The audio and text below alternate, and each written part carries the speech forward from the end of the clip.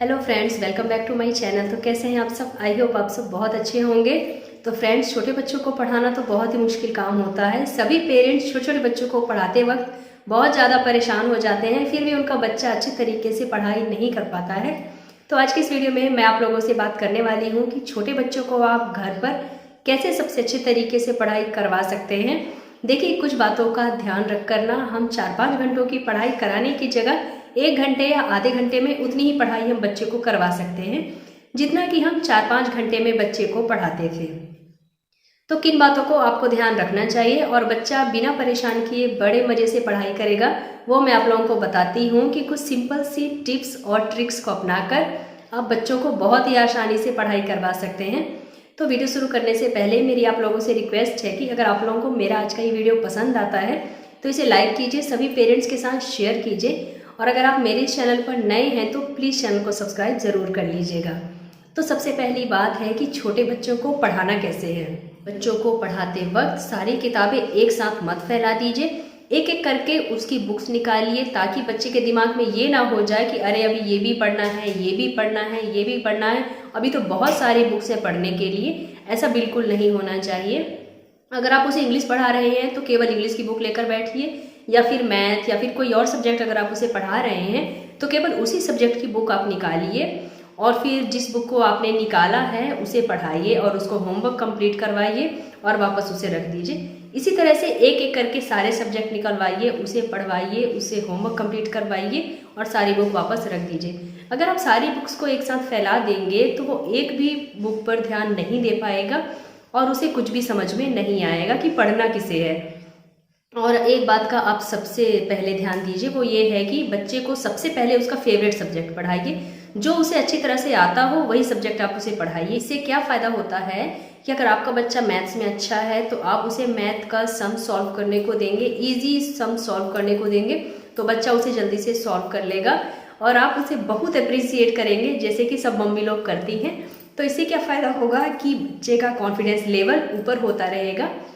अगर आप बच्चे को सबसे वीक वाला सब्जेक्ट सबसे पहले पढ़ाएंगे और उसे डांट पड़ती रहेगी, आप उसके ऊपर गुस्सा करते रहेंगे, तो उससे क्या होगा, उसका जो कॉन्फिडेंस लेवल है वो एकदम नीचे जाता रहेगा।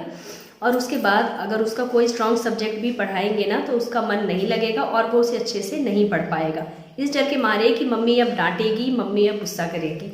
तो सबसे पहले बच्चे को सबसे स्ट्रॉन्ग सब्जेक्ट उसका उसे पढ़ाना है और अच्छे से उसे अप्रिसिएट करना है कि अरे वाह बेटा, तुमने तो बहुत अच्छा कर लिया, तुमने तो बहुत फास्ट काम कर लिया, ऐसे ही करते रहो। चलो दूसरा सब्जेक्ट हम करते हैं, मुझे पता है कि तुमको ये वाला सब्जेक्ट भी बहुत अच्छी तरह से आता है। इस तरह से कुछ अच्छी अच्छी बातें कीजिए बच्चे से, और बिलीव में बच्चों को ऐसी बातें सुनकर बहुत अच्छा लगता है। बच्चे बहुत अच्छी तरह से पढ़ाई भी कर लेते हैं। तो आप इस ट्रिक्स को बच्चे के ऊपर ज़रूर अप्लाई कीजिए। दूसरी बात यह है कि बच्चे का टाइम टेबल आपको फिक्स करना है, जिससे आपका बच्चा टाइम से होमवर्क करेगा, अच्छे से पढ़ाई करेगा। इसके लिए आप बच्चे का टाइम टेबल ज़रूर फिक्स कीजिए।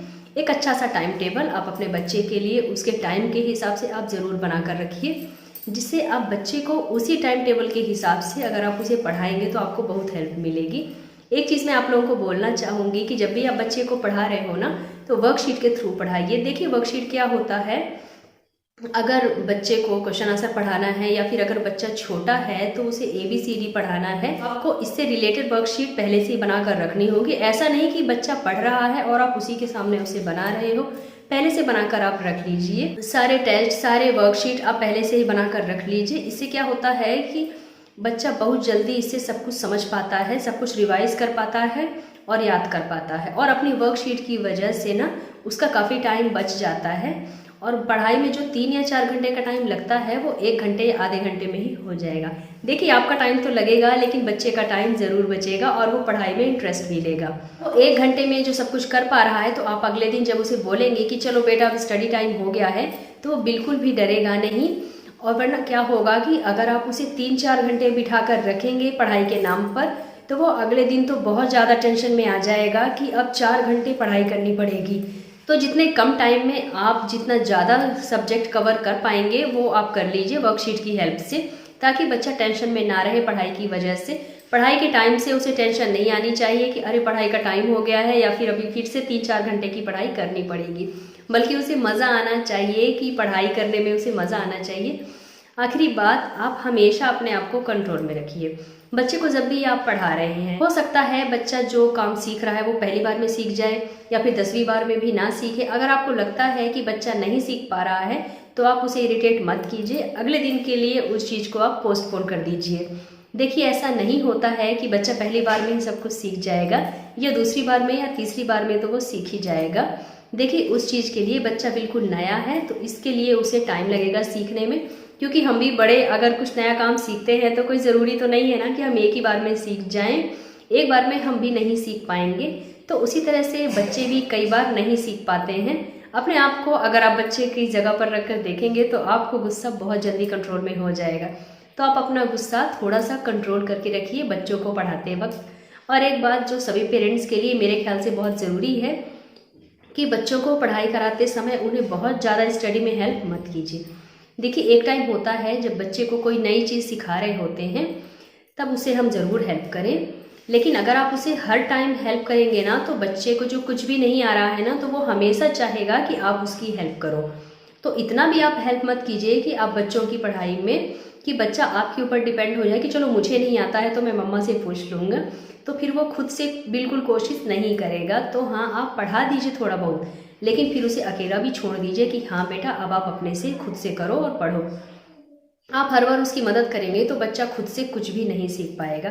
तो मैं तो बोलूँगी कि आपको बहुत ज़्यादा हेल्प बच्चों की नहीं करनी चाहिए, और बल्कि उसे बोलिए कि इस काम को करने की कोशिश वो बार बार करे और खुद से कोशिश करे। तो उम्मीद करती हूँ कि आज का ये वीडियो आप लोगों को पसंद आया होगा। आप लोगों को आज का ये वीडियो कैसा लगा कमेंट करके हमें ज़रूर बताइएगा। तो मिलते हैं अपने नेक्स्ट वीडियो में, तब तक के लिए बाय बाय, टेक केयर।